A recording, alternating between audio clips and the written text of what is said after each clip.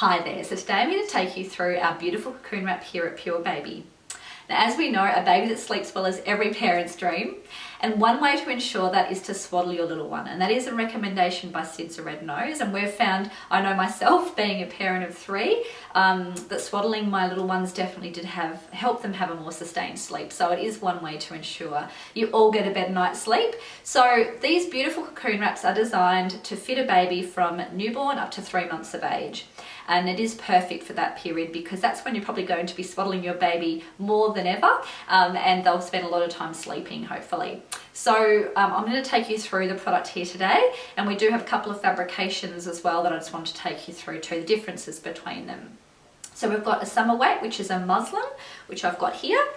And that's nice and lightweight. It is more of a rigid fabric, so the fabric doesn't have stretch, but it's perfect because it's very lightweight and it's beautiful for those warmer nights. Then we have the beautiful interlock fabric, which has some stretch. It is a little bit thicker. Both these products are 100% organic cotton. This does have a little bit of stretch to it, which is great if you like a stretchy wrap. As you can see, they have 3 panels. You've got 2 wings, and then you've got a bottom panel, which is great for quick changing and being able to check the nappy middle of the night. So I'll start by doing a demonstration of the product so you can see just how they work. We have lots of prints in this beautiful wrap as well, so there's lots to choose from for unisex, boy or girl. So we've got a demonstration doll here. This baby doll is roughly a 4 kilo size baby, on the larger size of a newborn. The head's a bit bigger minus the head, so the head's more of a 3 to 6 month head size, but the body is roughly a 4 kilo, so a newborn size baby or just above newborn size. So I'm going to pick this baby up, obviously supporting head and neck, doing a bit of football hold there, and I'm going to lay this wrap out. I'm going to place the baby on the middle, to the middle of the wrap.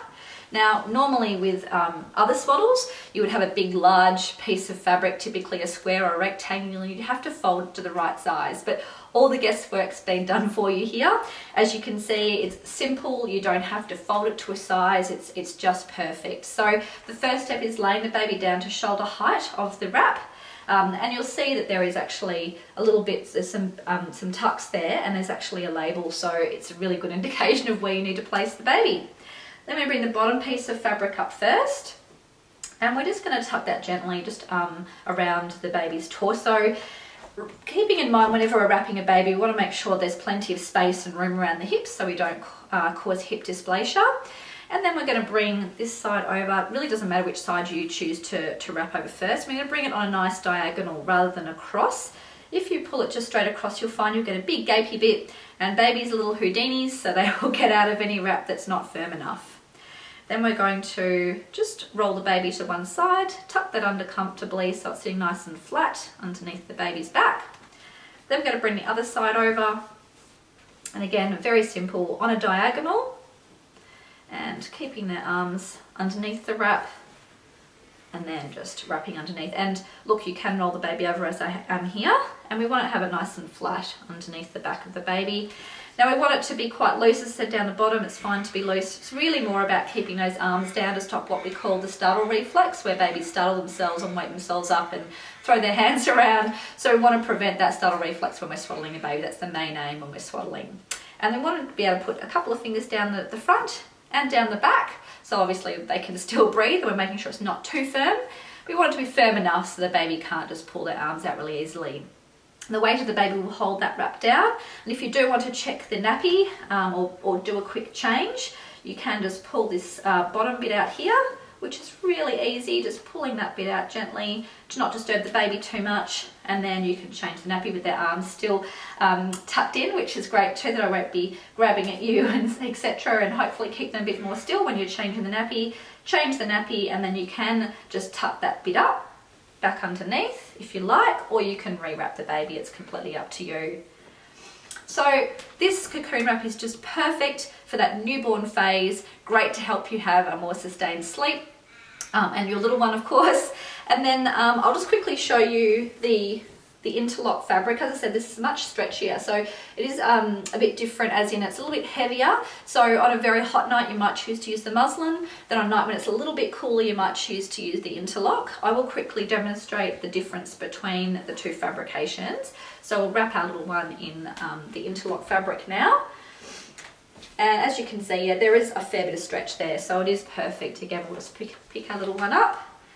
You get used to doing everything with one hand as a new parent. And then we're going to lay the baby down, as I said, on the wrap, center of the wrap. Bring this bottom panel up first, just tuck that in slightly. Bring one side over the baby's body. As you can see, there's a lot of stretch here. We're going to tuck that under the little one, having a nice flat bit at the back there. We don't want to be too bunched up and uncomfortable. Then we're going to bring the other side over.